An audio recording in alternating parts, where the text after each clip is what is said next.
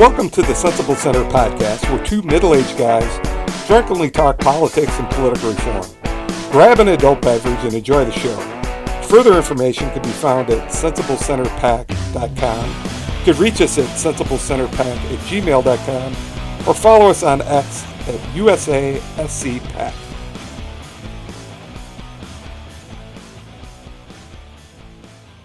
Hey there, Bob. Kevin, happy Tuesday. Hey, happy 4th of July Eve. Yes, sir. I hear it's cold up there in Wisconsin. It's cold. It's not snowing, but we've got Noah's Ark and biblical type flooding and rain up here. So it's been a great season on the lake. Send some of that down here. It's hot and dry. Hot and dry. And no lake. At least not by me. And no lake. But you got pools. We do have pools. Yep, absolutely. So this might be judging by everything that's happening in this country, this might be our last 4th of July, right? Absolutely not. We have years and years. Am I overreacting? You're overreacting. I'll let you know just today that a friend typed a message to me saying, it looks like the world has changed in the past 7 days. And I actually had that same feeling on Monday morning when we were listening to the Supreme Court rulings, which we'll get into later, that there's been some type of shift like in the last week. Is that you seem a little bit more? I think the Supreme Court rulings will change things. I don't think they've shifted anything immediately. Obviously, I think that the Conservative Party winning over in France, that doesn't happen overnight either, right? That's been some time coming, although there's all kinds of things going on with that. One is the election was called for, and two, the war over there is obviously having an effect as well. I actually think the British have an election like in a week or two, too. I think, I forgot their prime minister's name, but he called for an election, so I think that's coming up. So, although I don't think the Conservatives are going to win in that one, from what I understand. I think. Yeah, I think they're having some Brexit regrets. At least that's what I've read. I don't know if it's true or not. I don't pay a lot of attention to foreign politics. The other thing that's really interesting to me is the exchange rate with Japan and how far can that go. I haven't been following that. What's been going on? It's like not that we want to start our 2-1 right now. Not that we want to start our show with the yen to top dollar rate. Yeah, I can feel the listeners dropping off. Yeah, 4th of July podcast. Start with the foreign exchange rate with the yen. Yeah. But briefly describe it, Bob. Yeah. So the yen is getting much cheaper. And I looked just because I've been thinking about where to go on vacation in a year or two. Do you have a yen to go to Japan? Get it? That was a pun. That was fantastic. To keep our listeners involved. That doesn't get more listeners. I don't know what will. Make sure you tweet that one out or X that one out too, huh? I'll do that. Yeah. It's being done right now. So 1 yen costs less than a cent. It costs just over half a cent, or 0.0062. And it continues to drop, because I was checking last week. I mean, a nice Hilton hotel in Kyoto, the vacation spot in Japan for the Japanese, is like $87 a night right now. Nice. I mean, that's, you go to that same hotel over in Europe and it's probably $350.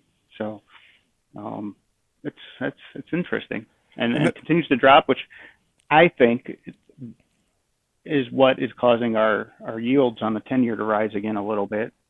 But it's hard to say, because there's a lot going on. There's also some people who think that it's because of the fact that a lot of people think now that the Republicans are closer to having all three branches again, or both houses, or the Senate, the House, and the executive branch.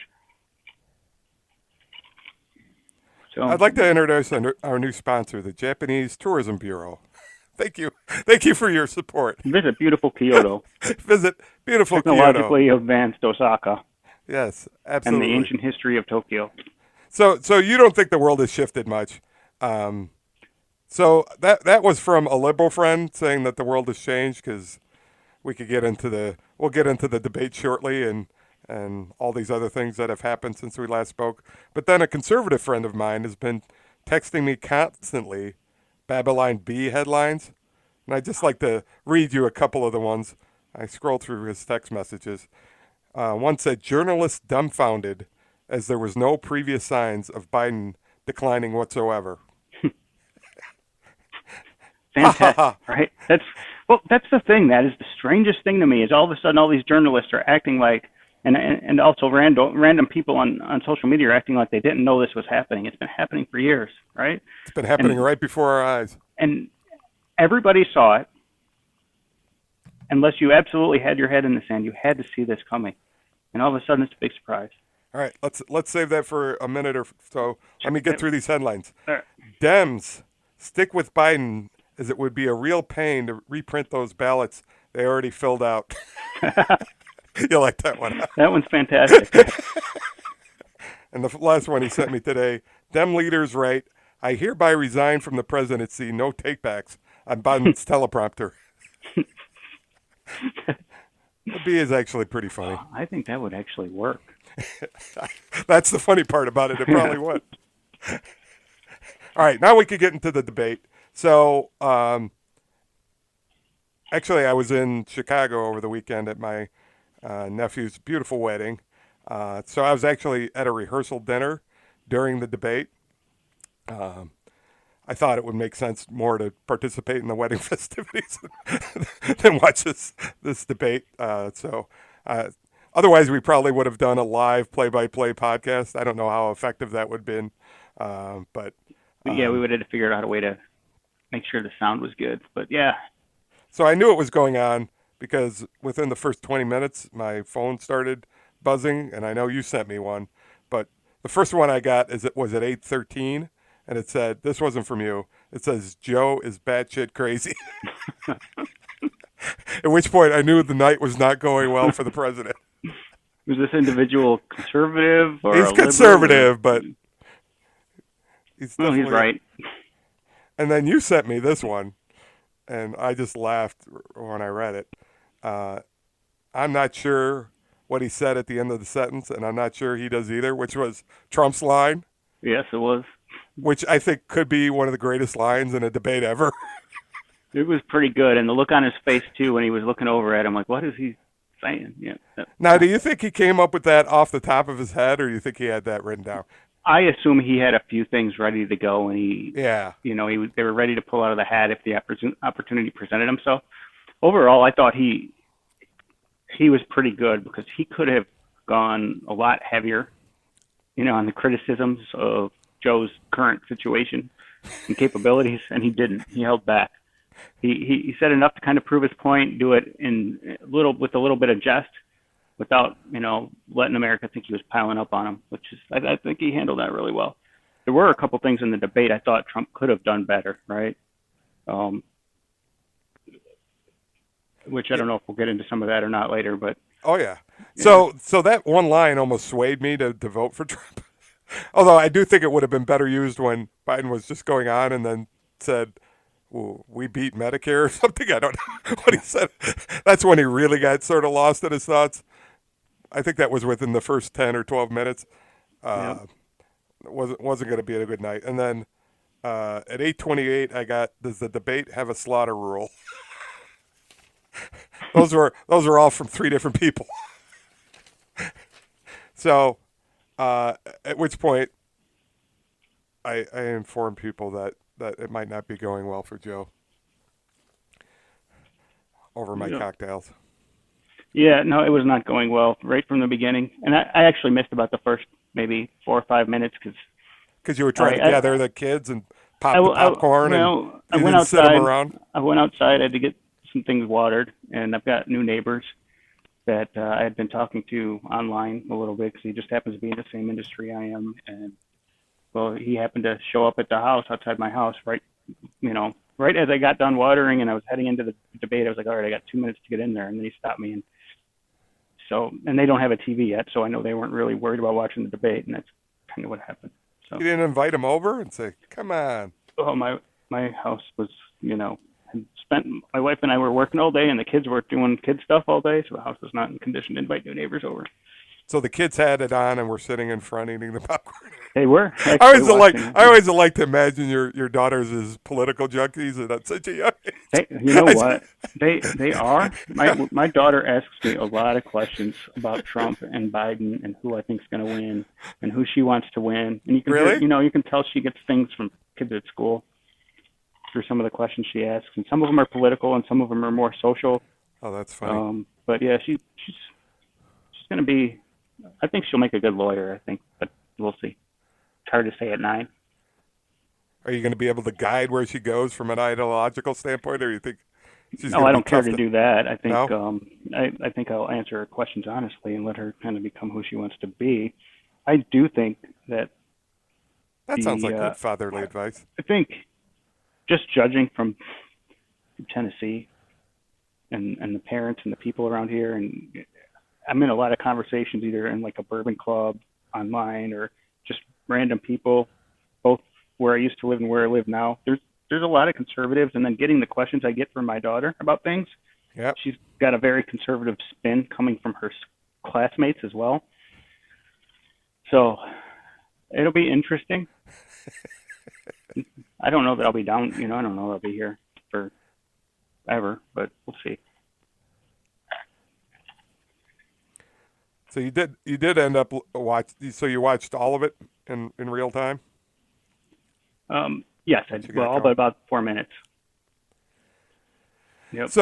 So you had indicated that there were a couple things that Trump missed opportunity. My general take was nothing of substance was really said.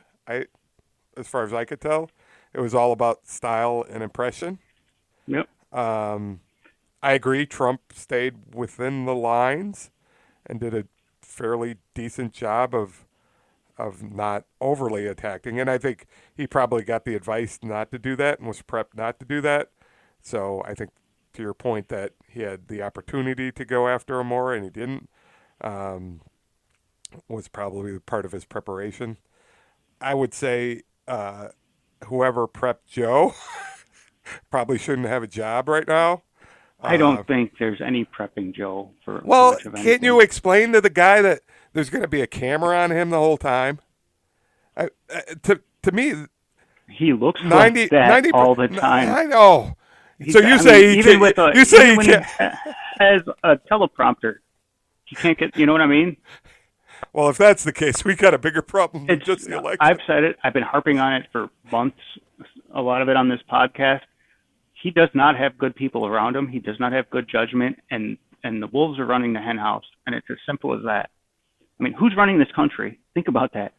Think about that guy that was on that stage. Do you actually think he's negotiating with foreign leaders? Do you actually think he's having meaningful conversations with foreign leaders? He's not. There's no way in hell I that think that guy he's is doing anything productive when it comes to having conversations with foreign leaders. I think None. he's providing leadership and direction, which I generally think a president He can't should even do. speak, A Kevin. president he can speak. Don't say that. He But it's can't. it's it's more the million-mile stare that that sort of disturbs me. Just the staring into the distance, and then he would put his head You know down. the thing. I just that's what he says. It's this or or I don't know. You can't understand a word out of his mouth or a thought. You can understand a few words here and there, but he cannot have a meaningful, deep, long, well thought out conversation. I think you saw that in the debate. And I think he may have good days, he may have bad days. Maybe he woke up having a bad day that day, but I think it's obvious the direction he's heading. They said he had a cold. Uh, okay. You're saying a cold wouldn't have resulted in what you I saw I do not think necessarily. so. Maybe the raspy voice. Maybe the raspy voice, but very little else of it. That's The yeah. illogical train of thought sometimes, the losing your place. I don't know. I and I don't know what the Democrats are going to do. I mean, there's so many angles. They they need to remove him. They're not going to 25th Amendment him. It'll look terrible. So they need him to Oh, step down. And if they do, then they got a whole issue of do they put Kamala up? Because if they don't, there'll be kind of some unrest there within the party. So we could talk about It's that. I interesting. still think they're going to do nothing. I'm starting to think it's getting late. I still think they're going to remove him. I think he'll back down and back out. But I'm starting to wonder if his family is discouraging that. Discouraging him getting out. Yep. Why do you think that? Well, I mean, Hunter obviously has reason to want Joe to remain president. I don't. I don't understand that comment, but sure. Well, legal protection, number one, right? Well, he Both was in just convicted for of a past and felony. future. He was just convicted Yeah, under a felony yeah. under his Either father's way, Hunter's administration. gonna get It's not he's going gonna well get for him. pardoned. Either way, he's gonna be pardoned for that. Trump didn't convict him. His own No, dad. well, Well, that's the truth.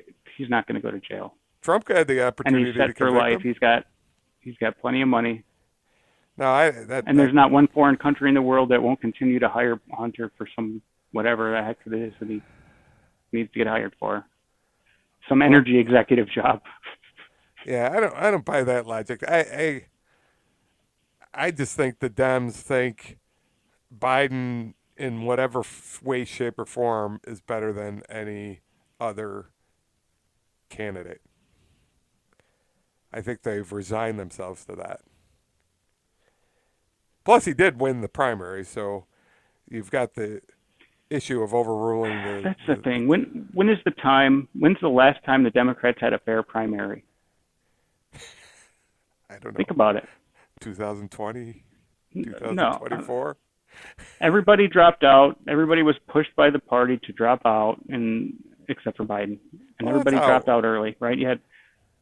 that's You how it had works generally. they I yeah mean, they dropped out like Bernie, right? Bernie was, in my opinion, a clear front runner against Hillary.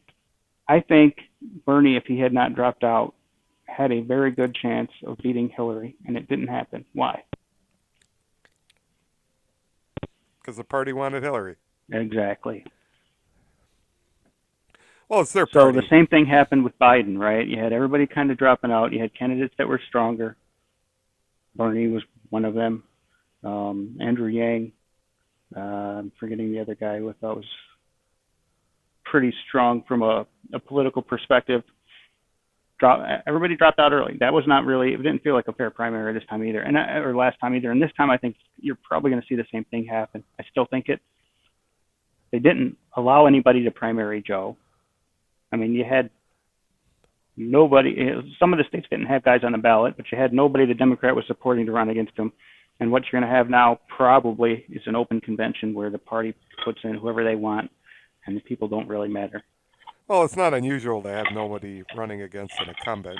It's not unusual for people to drop It's out of a not. not. It's It's not. not unusual for people to drop out of a primary after actually before the primary. I mean, look at the Republicans. How many people dropped out by South Carolina? I believe it was only Nikki Haley, and they started But with what, but 15 or 20? nobody had a chance politically. Where in the Well, Democrat same Party there were thing. people No, running strong nobody had a chance against Biden this year. What are you talking about? last year. This year, you think so? You The, think the, if Gavin Newsom had run well, he didn't run. because the party wouldn't have allowed it, they didn't want him That's to. not what he said. Yeah, because he's speaking politics. Well, that's all politics, Bob. Do you think? I think Andrew Yang could have beat Biden this year. There's a lot of people out there that could have beaten Biden this year. I think Probably not that's. J.B. Pritzker, but he could have at least made an impact, right? I think Somebody that's. like that. There are all kinds of people out there. I think. I think that's partly dreaming, because it didn't happen that way. Because you don't Uh, primary an incumbent. I get that. I understand that. But you can't tell me the party didn't know what Biden is at this point in time, and they should have known better. I still think he's the best candidate. I don't. I. You might be I. right there. I mean, maybe they think he is the best. I don't know who the Democrats have that can beat him at Right. this point. He's the only guy, including Republicans, who's beaten Trump. Not according to Donald, but He's also very different this year than he was 4 years ago. and There's there's this, somebody out there. and there's this mythology about Joe that he's always underestimated, and I think The Dems buy into that. The leadership does, and Joe believes that when you think he's down is when he's the most dangerous. Um, yeah, they're rolling the dice. I don't think anything's going to change. They don't have any options. They really don't have options at this point. You don't think Newsom's a better candidate than Joe? Unless there's something out there that's hidden that's A not public yet? better candidate, as in a better chance of beating Donald Trump. Yes.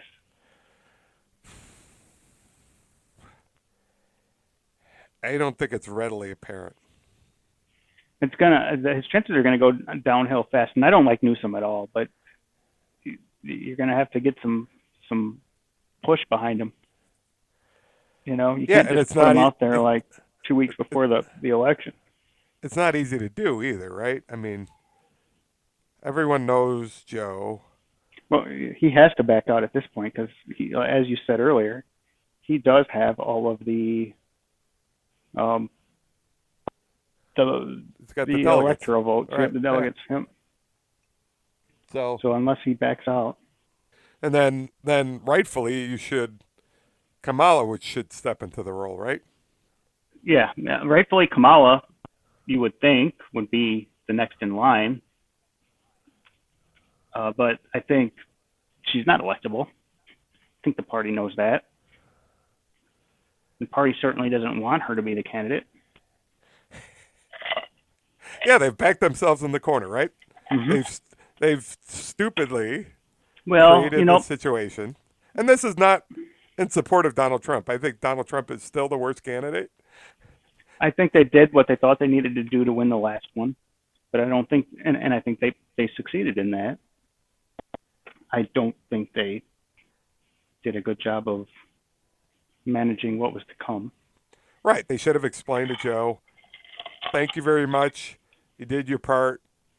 Now we got to work on who's next, and you need to back that person, and we need to make it a smooth transition, or we're going to run a primary.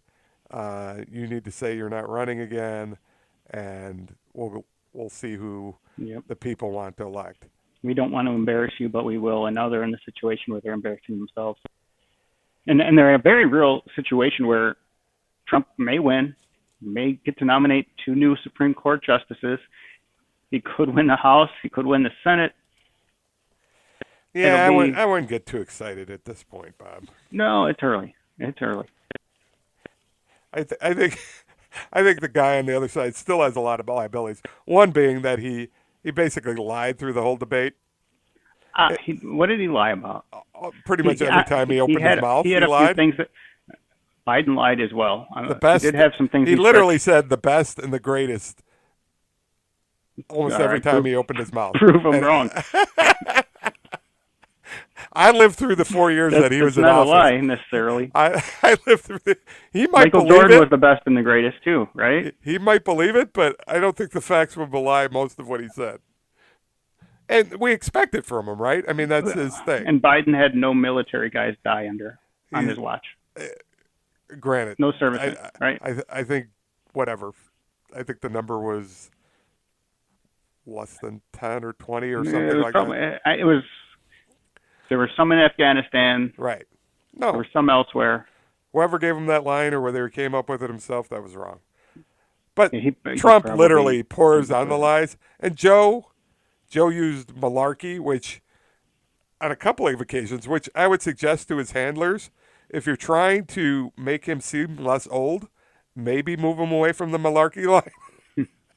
Since nobody's actually said that since 1920, or since Joe. I thought if he just said, whenever Trump said anything, and they turned over the mic to, he should have said like, "That's absolute bullshit," or said a swear word, because I don't think they have, delays during the debate, like tape delay. It would have at least got some. It would have gotten, just imagine, that would have been part of the headline, right? It would have distracted the attention away from everything else, and it would have just been like bullshit. Biden calls bullshit on Trump or whatever. I think from a political standpoint, he would have been better off, right? Yeah, he would have had something for somebody to talk about other than how he performed. Right. Just say it a couple times or once even. and it would have made headlines, and everyone would be saying, "Great," because everyone knows Trump is full of it, you know. But the same malarkey and all of that, I think that's. And then he said, "You have the alleys of and the morals of an alley cat." Who knows what an alley cat? I mean, literally. When have you heard the term alley cat used? Fair question. We saw the alley cat while we were shooting, whatever you do, jacks in the corner of the. It's like Tom and Jerry cartoons and things, yeah. Yeah, exactly. Just not the image you want to portray. I mean, and then at some point, I don't know. I heard Trump say, "Go ask Brandon, go ask him" or something at some point. Did you hear that? Yes, I did hear that. Yeah. Now, was that in reference to a person, or was he actually Yeah. trying to get So at a bird? Brandon, let's go, Brandon. Yeah. You know that whole thing? Oh yeah. Yeah. So Trump called Joe Brandon, basically. Did he really? Yes. I thought he did, Yeah. but Yeah. I was trying to So find Trump anyone. called Joe Brandon. That's great. Again, he did it on purpose, right? Absolutely. Yeah. Right. Let's go, Brandon. Because he knew it would get attention, and it did. It got attention. It was all over social media. Right. That's why I'm saying Yeah. Joe should have said bullshit or something, and he should have trolled him. Oh, jeez. So many missed opportunities. And Trump had a couple too. I mean, there were a couple questions that I thought were right in Trump's wheelhouse. Absolutely, he could have just hit it right out of the park. And instead of answering the questions, he went back and tried to respond to what Joe had said to previous questions. Yeah. Right? I Because he noticed kind of that. wanted to dig into Joe.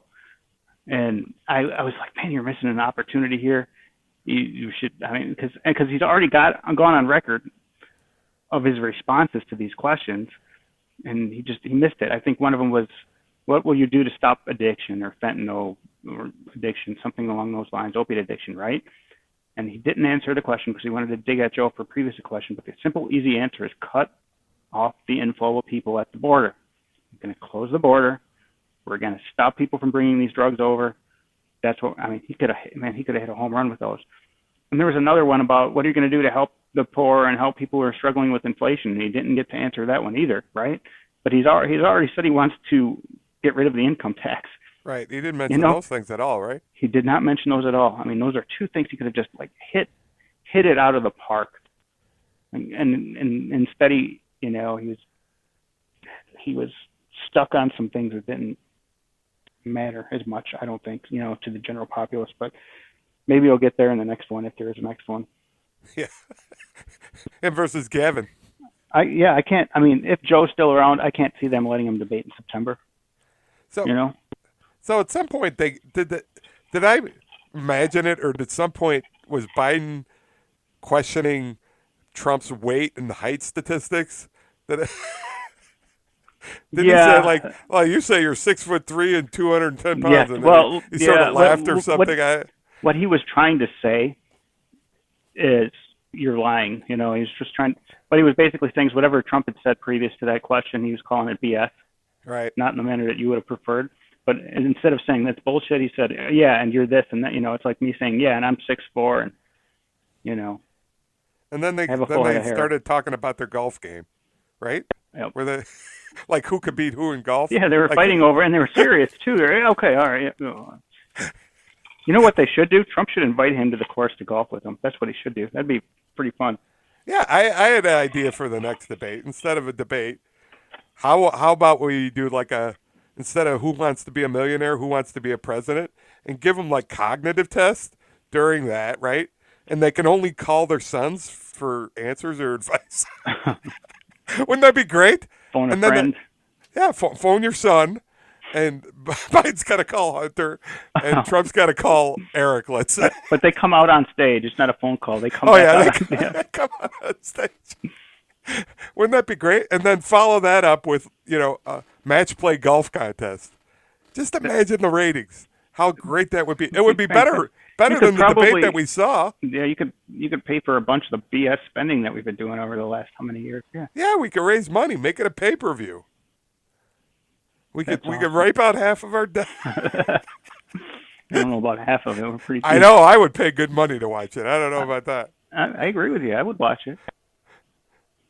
And I I think agree it with would you. tell us. I think it would tell us more, wouldn't it, to see them, do a How? physical and a mental Yep. challenge Yep. than whatever they did on Thursday night. I'm going to run that one up. I don't know who's hosting the next debate, but Good luck with that. But yeah. I don't think it's until September. But anything else on the debate? I think we Overall, covered it. I think we're good on the overall, I debate. thought it was disappointing, and except for the fact that Joe clearly did not. He wasn't hopped up. Let's just say that, right? He did not look good. No, I agree. He did not. I mean, he just no. He did not look good. I almost felt bad for him. Yeah, yeah. Who wants to? I'm like, he's done his work. Why are we running this guy? Anyway, what are you drinking before we get to the next topic? I am currently drinking a rye whiskey. It's called well, it's RY and then a three backwards E. It's a blend of rye whiskeys. It's a cigar series, so it's finished in three different casks: a Madeira cask, a rum cask, and a Wow. Laranja cask, um, and some French oak staves in there. It's okay. It's not quite what I was hoping. I don't know if you've had a Magnus cigar blend before. Those are fantastic. This one is very mild for being a cigar blend. I generally would like a little bit more So what's a cigar character on the end of blend? it. What would qualify? Well, Is it there's no. You can call anything a cigar blend if you really wanted to, but generally they're finished in different barrels. So they've got multiple barrels that they're finished and blended in.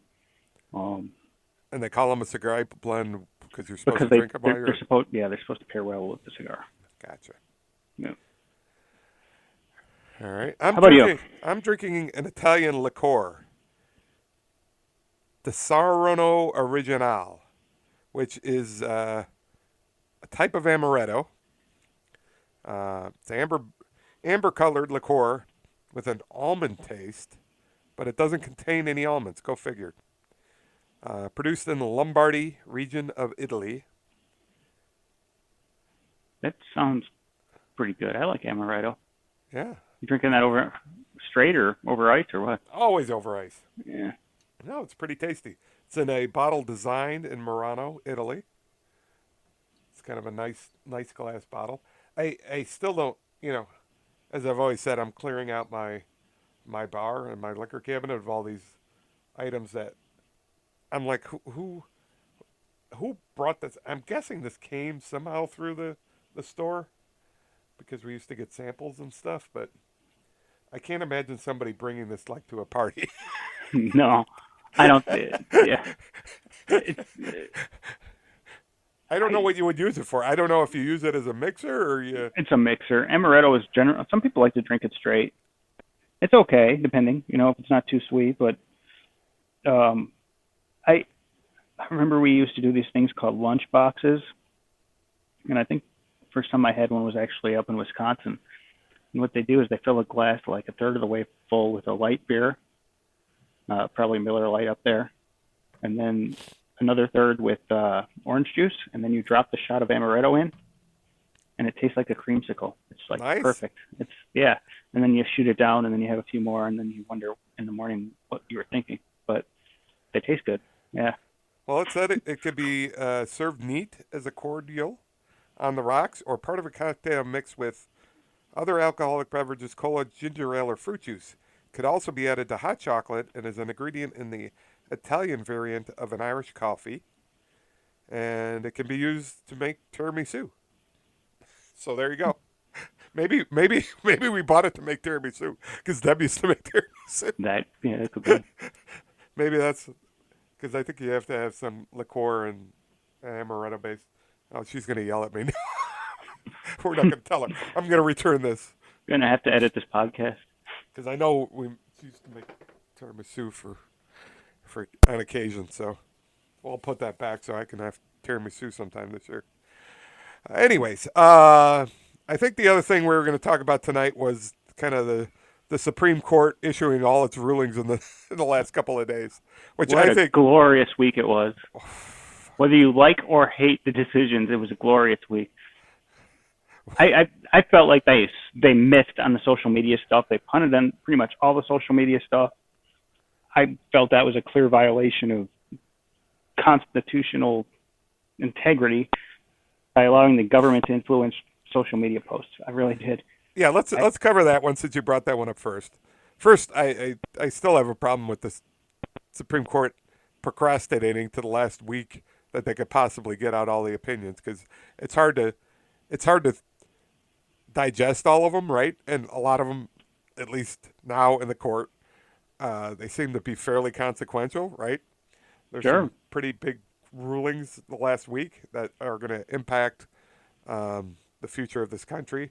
You mentioned the social media one, which I think we talked about not last podcast, but maybe a couple, which was the jawboning case, right? Mostly Yep. with the government contacting or coercing or influencing social media companies to sort of censor or take off posts or deplatform or what have you. And I think that ruling, they didn't rule on the issue itself. That I think they basically said there was no standing, right, from the people who brought the case, That's what they said. which I don't understand when they would ever have standing because they said it's got to be. I read the ruling and it was kind of What I there think has to be that future harm or they'll something. they'll figure out how to create standing. So maybe they'll find somebody who says something political, or they'll create somebody who says something very political as an advertising statement and then gets it removed from one of the social media platforms, right? Like, Right. I hate this community. Buy my cakes. Or this community is a bunch of whatever. Buy my cakes. And then when it gets removed, that's when they'll go to the Supreme Court with it and say they harm their business. Yeah, I mean, I would have liked them to rule one way or another also to kind of put, because I think it's important, especially in an election year like we're in now, and clearly this stuff is going on, and I think we need clear lines as far as where the line is that the government can't cross to contact private companies to convince them to take information off their platform. So, Yeah. um, like you said, Eh, there'll probably be another case down the road, and given the nature of this court, they'll rule on it. Yeah. The lawyers that want to make money and the special interests that want to create the change will figure out how to get somebody to do something that will cause a lawsuit. The other piece of that is the state laws, right? So Texas and Florida Yep. created some laws that basically ban social media from moderating their citizens' freedom of speech. And the court said, nah, the lower court should have investigated this more.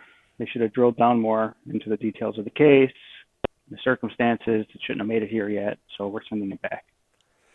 So let's talk about the two big ones where they actually made a difference, right? And I think you probably like both of them, and I'm a little less liking. Let's do the Chevron one first, because I'm sure that's the one you like best. It is. So, can I explain it? Do you want to explain about Chevron, or Have at it. all right. So, Chevron was a case back in 1984, 84. Yep. right? So it's a case that was ruled on. There's 40 years of precedent here. So it was Chevron versus the National Resources Defense Council. Supported by Ronald Reagan, as a matter of Yep. fact. Yep. And so the court at that time ruled that if Congress has not directly addressed a question at the center of a dispute, a court was required to uphold a federal agency's interpretation of the statute as long as it was reasonable. So Congress writes a law. It can't possibly answer every question and every contingency in every circumstance, especially as you want laws to be about a couple pages. So the agencies, the federal agencies, I think in this case it was the EPA, right? But any federal agency has to look at the law and say, okay, how do we interpret it to enforce that law? Because it's the agencies that end up enforcing some of these things. And so this says a court can rely on the agency's interpretation of the law in order to make a ruling whether that party is guilty or not. To me, that makes sense because, like I said, you can't possibly consider every contingency, circumstance, time changes, laws are made 50, 100 years before. And so, like the Constitution, I think you have to have living laws and documents. And part of it is to have a federal agency say, we believe this means this. And as long as it's reasonable, there's a reasonability rule here, that the court can rely on the agency's interpretation. And this court said no. We don't care. The 40 years of precedent and how we've been doing things in the federal government doesn't matter. Either it says it or it doesn't. And if it doesn't, then there's no way to enforce that law, I guess. Is that not the way they ruled? Nope, that's exactly how they ruled. Okay. You hit that head on. And you're fine with this. Why? First of all, we do have negligence laws in this state, in this country, as a matter of fact. Sorry, I said state, but we've got negligence laws in the country. They still exist, right? So it's not like all of a sudden we're going to have businesses going on a free-for-all and just pouring acid and all these carcinogens by the barrelful into the rivers, right? And throwing anthrax powder into the atmosphere. It's not going to happen. There's still negligence laws out there, right? We've had a conversation on previous podcasts about these EPA mandated rules on MPG for 2030 and how I thought they were a disaster. And this pretty much kills that, which is fantastic. Can I ask you a question on the negligence laws? Yes. So you're taking the libertarian point of view that if DuPont, which is upriver of me, decides to dump stuff in the river, if I end up getting cancer, I can then sue them for negligence for dumping stuff in the river. Or if fish die, right? Or it's unsafe for you to swim. Or it kills off the plant life in the river. That's a low bar, though, right? Oh, well, okay. So what is the bar? What is the bar for you? Where's the bar? Well, what's negligence? Well, I would say that there should be higher laws to prevent it from getting to that stage, right? Which is, I think, what this ruling was. It was related to the Clean Air Act and how to implement the Clean Air Act. And so there's a lot of legislations and laws. I don't disagree with you. This is where I was going. That have to be enforced at be it the Federal Reserve, the OCC, Sarbanes-Oxley, do you not think that people should decide on what those laws are? I think Congress writes a law, and I think it's almost impossible to write a law that envisions every possible contingency and circumstance. That's and the thing. I think any law. So why is it better for? So that's the thing. If there's data there showing that, I don't know, a certain amount of sulfuric acid in the atmosphere is bad for people, or CO2 in the atmosphere is bad for people, and there's data there showing that, give it to Congress, let them vote on it, right? But the thing is, when you give it to a regulatory agency who's accountable to nobody, except for whatever their political whims are, or those who politically appointed them for political reasons, all of a sudden it becomes about money, either on, making yourself money, or hurting your opponent, or hurting the alternative. Give it to Congress, give it back to the people. The people can vote in who they think are going to best suit them for these laws. Well, and that's the way. All the court did was give power back to the people. That's it. Well, There's nothing bad about that. That's a naive way of thinking of it, because Congress writes so laws much overreach in fairly broad strokes. It's a you know what Obama did all the time? He figured it out. Here it is. You get these leftist interests that would sue these regulatory agencies for something like, I don't know, protecting the dust moth or whatever bug or frog or whatever you want to consider. Not that I'm saying animals are not important, because they are. But here it is, right? So they sued the regulatory agency. The way to bypass the whole law process was the agency said would settle and say, you know what, you're right, we will do that. And there was nothing Congress could do about it. Well, there's something they could do about it, but they never did anything because they didn't want to deal with it. They didn't want to put that in front of the people. So instead of passing laws, they'd settle in court. It became legal and law because of the Chevron doctrine, and there was no recourse to it. But isn't the executive branch and the agencies the arm for implementing the law, right? Congress writes the law. That's right. The agencies implement it, and the courts then rule on the legality. But the agencies weren't just implementing; they were are. They're implementing. They were interpreting. That's part of implementing. And people. That's part of the deal. People were getting prosecuted, and there's evidence out there. And I'm sorry I don't have a specific one right now, but I can find it later, and we can talk about it again on the podcast if you want.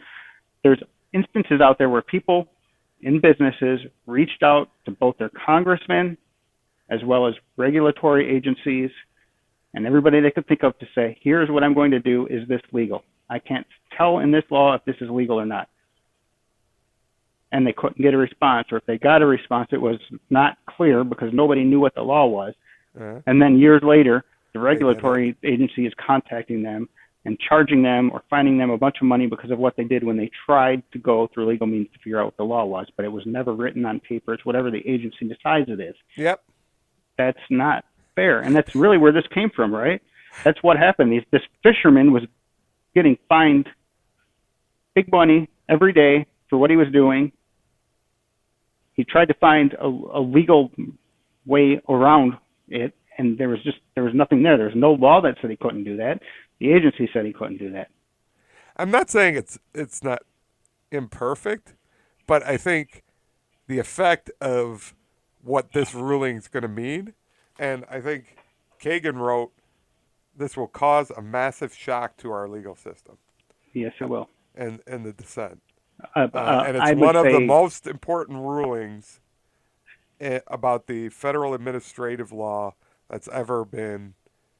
I think it's huge. I think the effect will be, and maybe you like it, maybe you don't, is that a lot of these things will be unenforceable. I agree. I think 90%, so if you like probably less more law, than 90% of the laws that were created over the last 50 years will get, by regulatory agencies, will be challenged and overturned. Yes. The thing is there's not going to be enough court resources to do it very quickly, but it will happen. Probably the ones that will get overturned the first are the ones that are going to have the most big money interest involved. But yeah, I mean, all this EPA, MPG, and all EPA regulations are going. So who's going to end up benefiting from regulations that? To schools? Gone. Who's going to end up benefiting? You think the American people are going to benefit by this? Yeah, because the decisions will be handed back to them. I think it's going to benefit large corporations and moneyed interests more than anything. I don't think.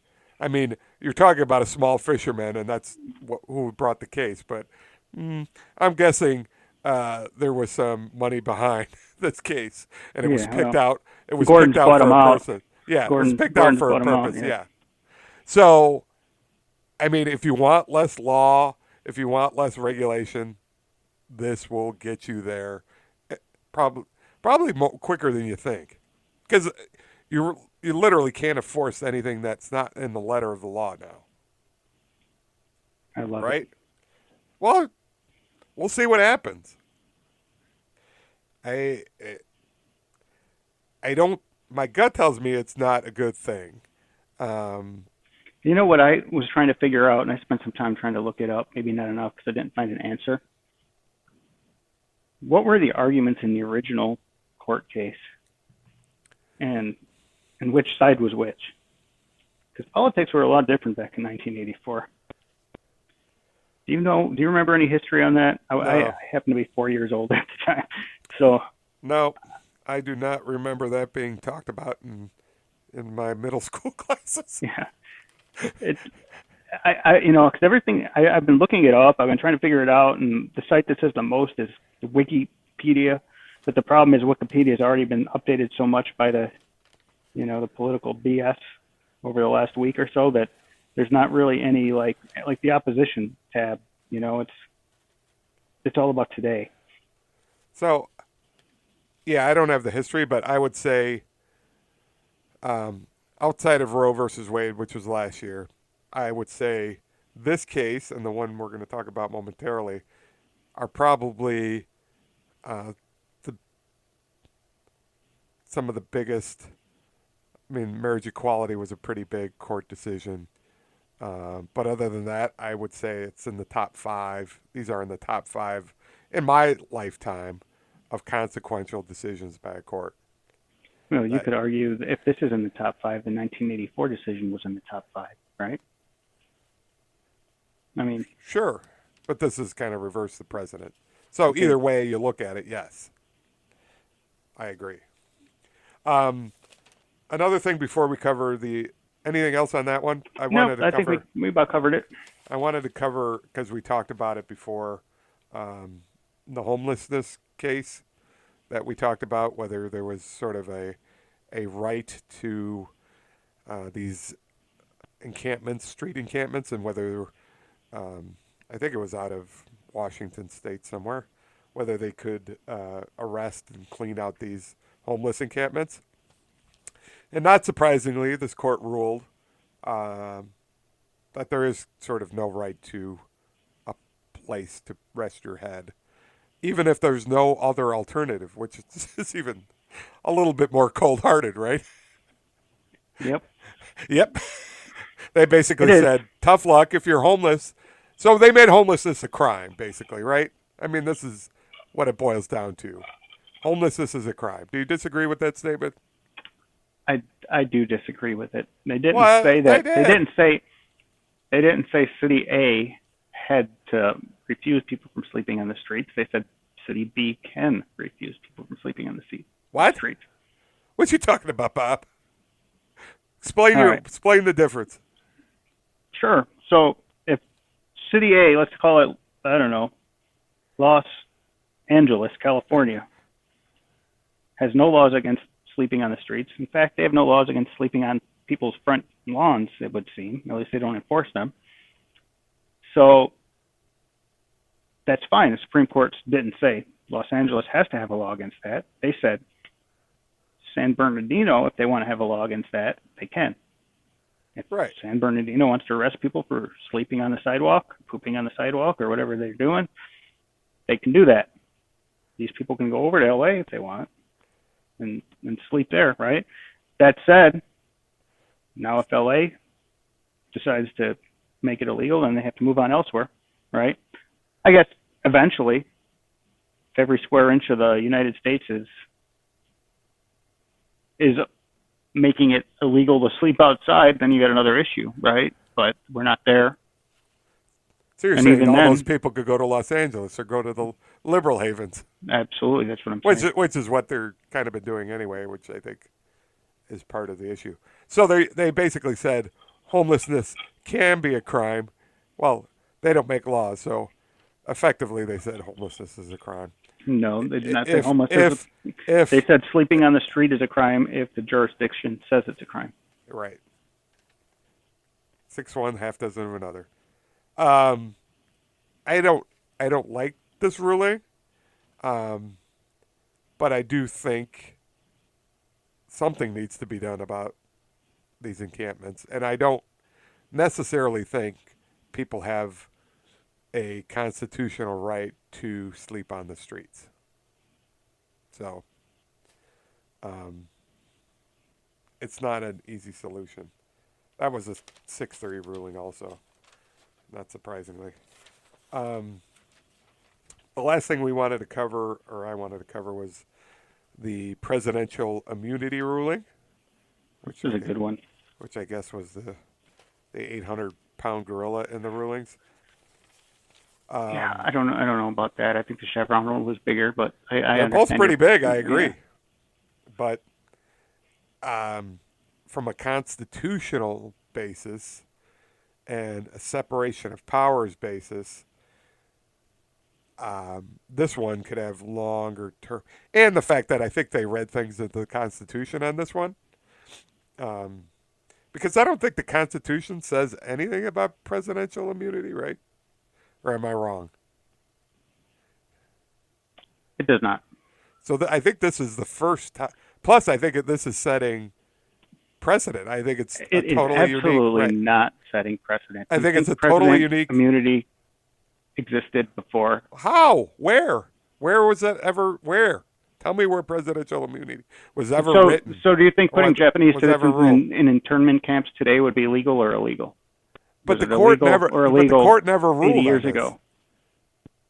Um, I How, don't how think. about I don't running think guns? it was right. How But I about think running for a guns to national. Mexico? How about the government running guns to Mexico or the Fast and the Furious under Obama? Legal or illegal?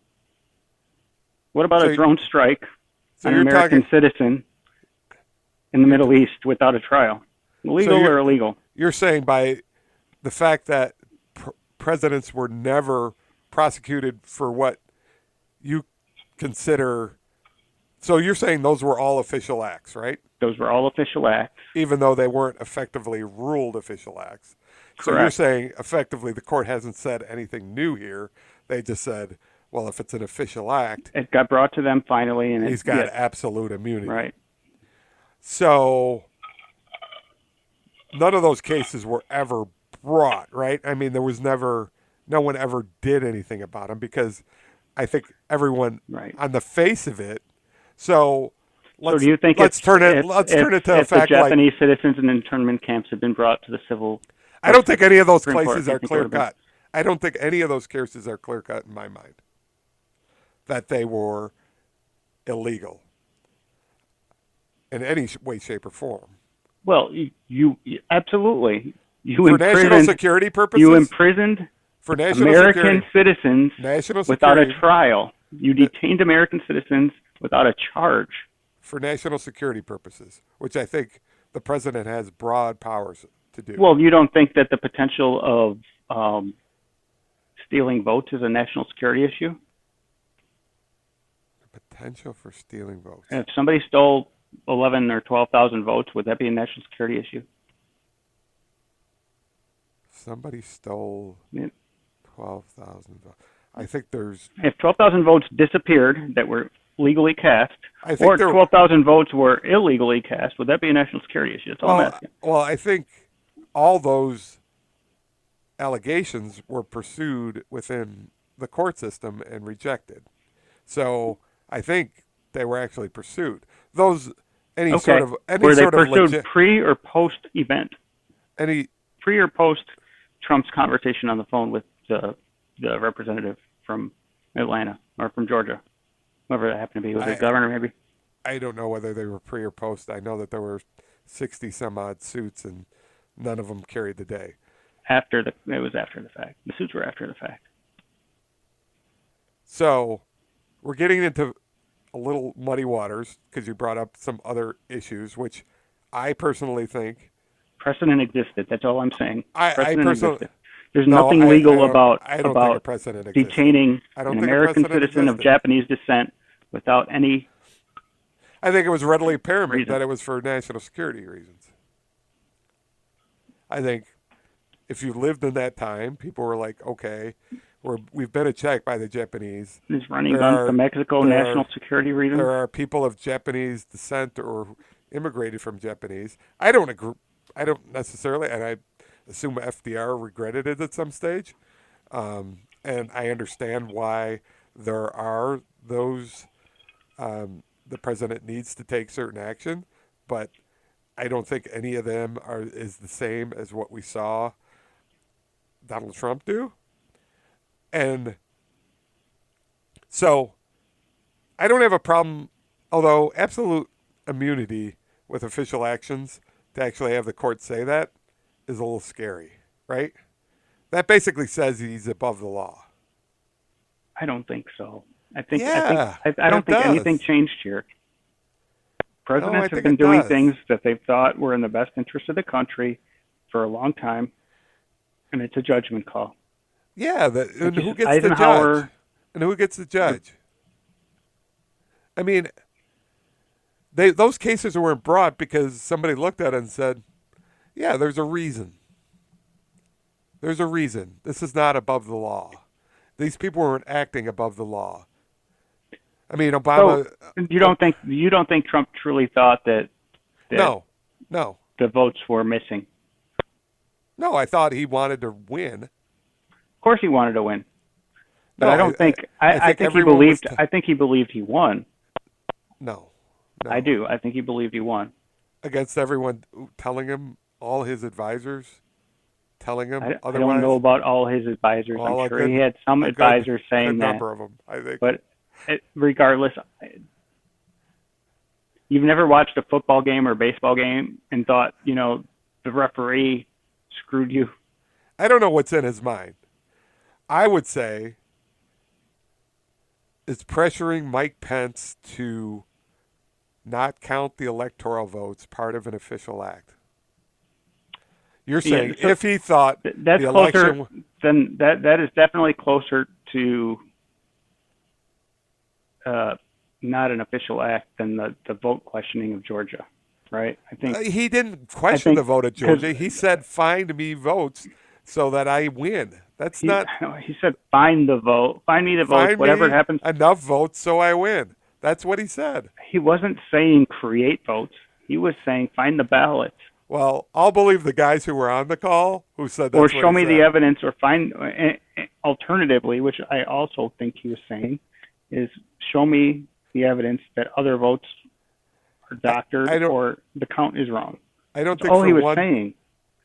Help me figure this out. Oh, I believe wow. this. Help me figure this out. That's what I believe. Okay. I I think really do. I am not the biggest fan of Trump. I think there's better candidates out there now. I think there were better candidates out there then. I've always thought the guy was a liberal, and I think he kind of proved it in his last term.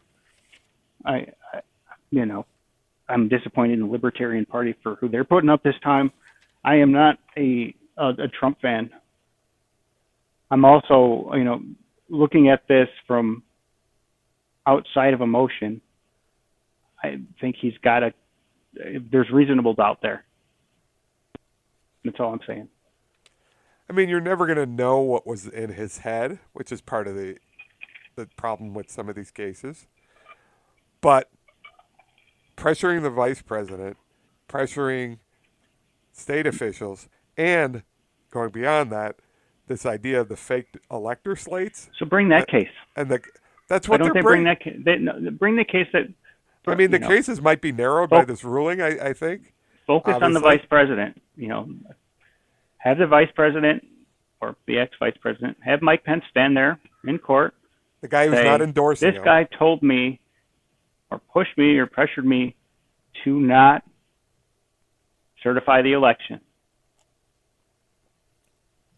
That's That's what different. Put that's him up what will there. happen. Put him up there. Do it. I mean, you know what I'm saying. I mean, and then build a case around that. But this whole, you know, find me 12,000 votes. I mean, if I go to a bank and say find me $12,000, does that mean I robbed them? What's the difference? So You know, I think the end unless result I'm is. standing there with a gun. It's I not mean, the same as standing there with a gun and saying, "Give me $12,000." He didn't say, "Give me 12,000 votes." He said, "Find me 12,000." And the whole circumstances around it are different. so you're Don't think. good. So let's just talk. So you're good with absolute immunity for official acts. You're good with that. I don't Any know. case. I mean, Okay. you start to overthink think things a bit, and there's risk there. There is risk, There's risk especially if there. Donald Trump becomes president. But I don't think, like for instance, okay, you see some of the stuff online, like, oh, Joe Biden can send SEAL Team 6 to Trump's house and off him, but that's not going to happen, right? As a, I mean, as a libertarian, you should be very concerned with this ruling. I mean, here's what he wrote in the majority opinion. Unlike everyone else, the president is a branch of government, and the Constitution vests in him sweeping powers and duties. So I never knew that a person was a branch of government, number one.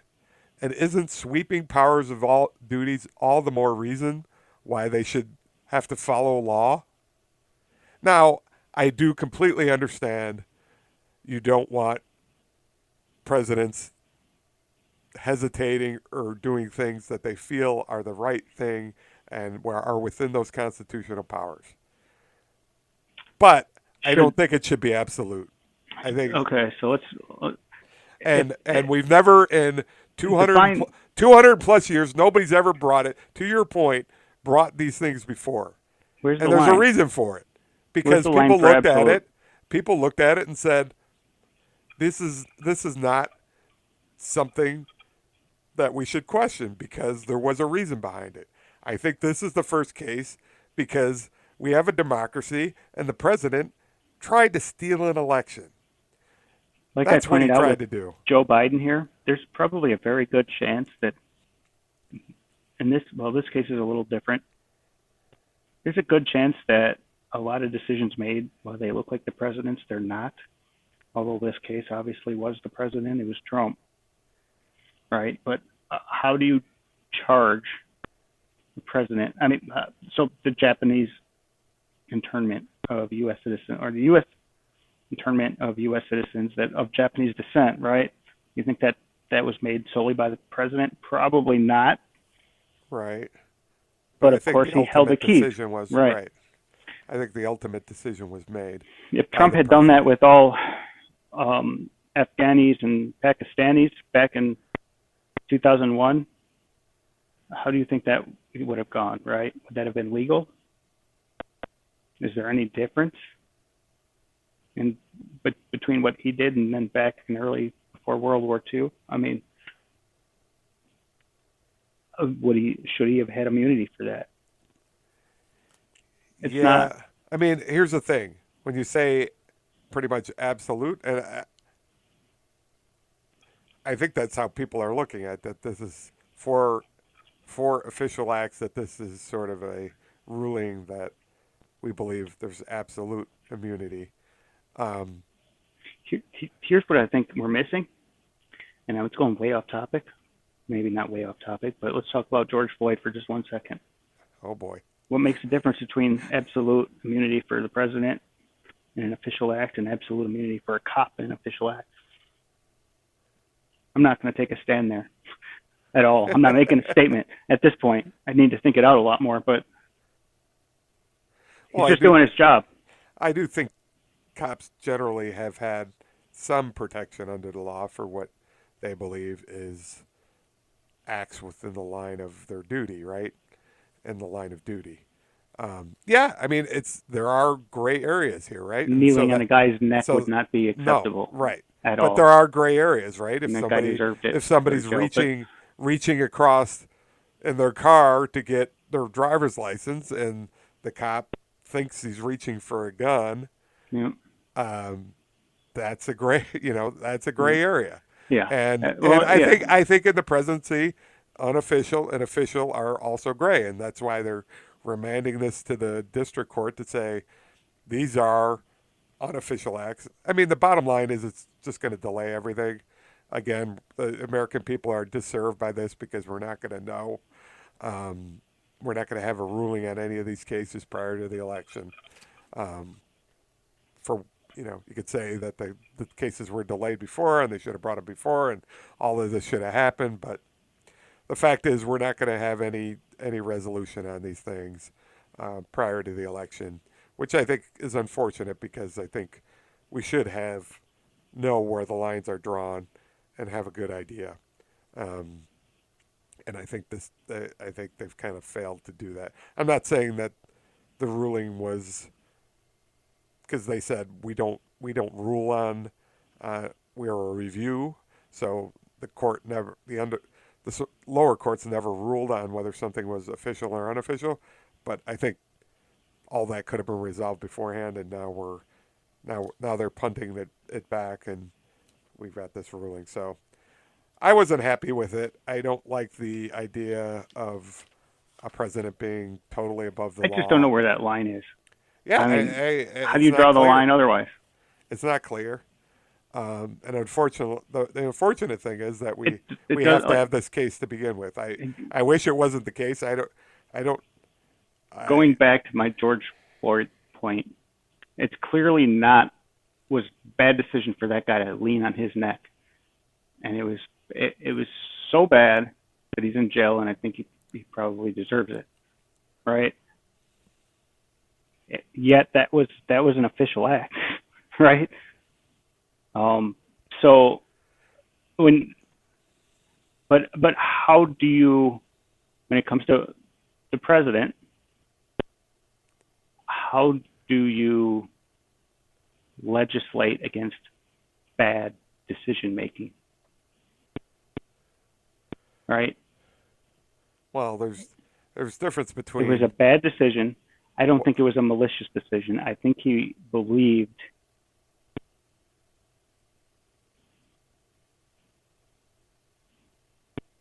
that there were votes missing.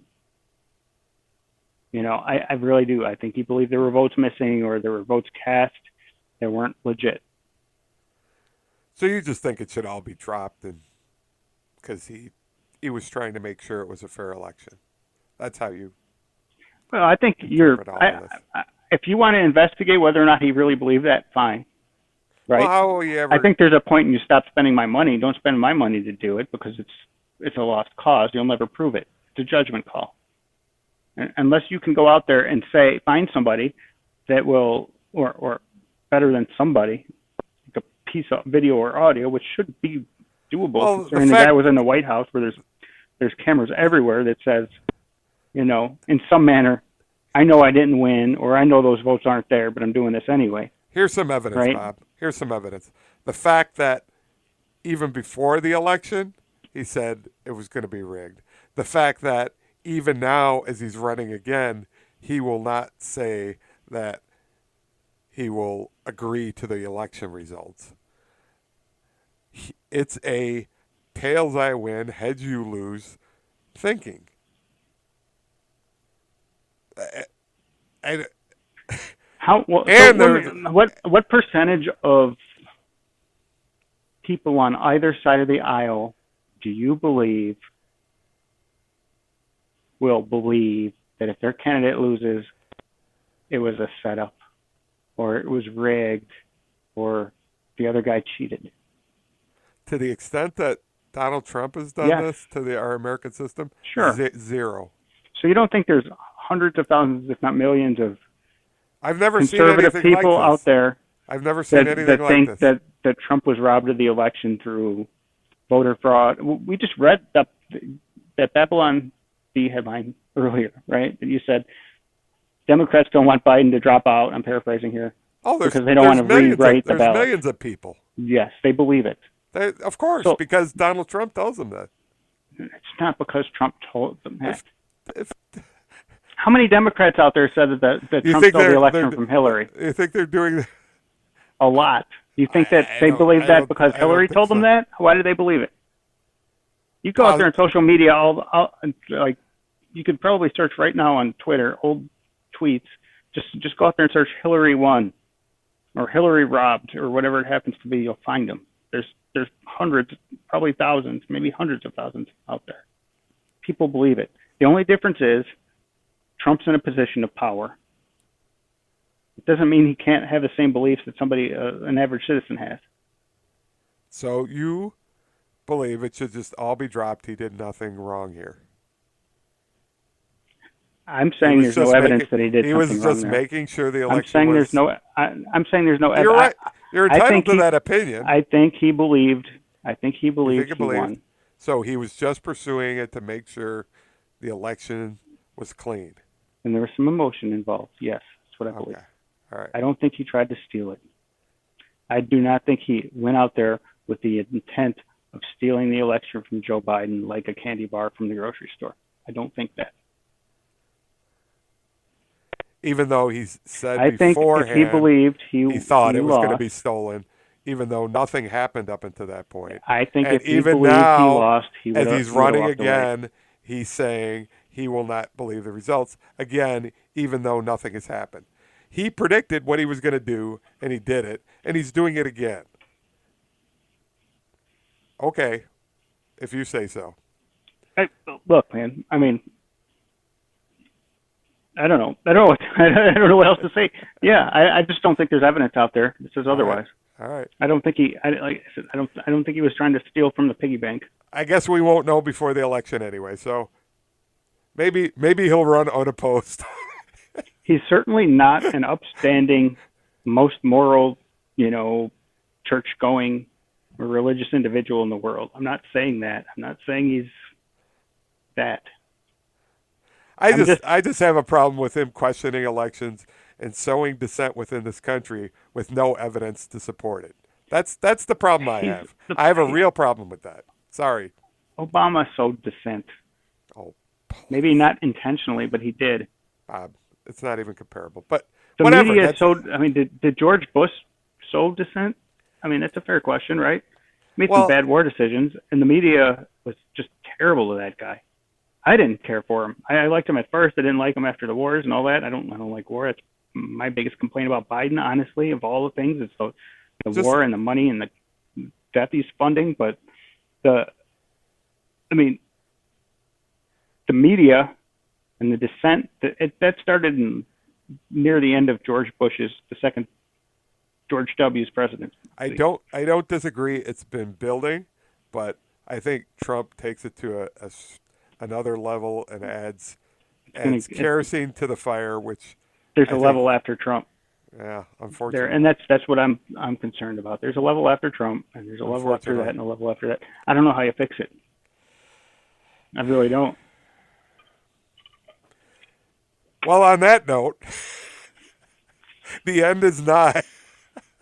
Happy 4th of July. Like I said, here's what we need to do. It won't be the last, but soon enough. We just need to put the Cubs in the White House, and then everybody will be used to their side losing, and it won't matter anymore. All right. Oh, now I got a headache. All right. Anything else on the topic, Bob? We'll go celebrate the United States, USA. Hey, you guys shooting off fireworks? You got a place to watch them at least? Oh, yeah. It's Fireworks City up here. Are fireworks illegal? They have to be legal in Tennessee, right? They are legal in Tennessee. All right. My HOA says they're illegal, but I'm going to my neighbor's house where I think they're planning to shoot off fireworks. So, I don't know. Not like those communists in Illinois. Yeah, personally, I like watching fireworks. I can understand why it might be bad for certain people to have fireworks. Yeah, a little bit. Well, don't get hurt. Enjoy the holiday, and we'll talk to you soon, Bob. Yes, sir. Good night. Happy 4th. Happy 4th, everyone.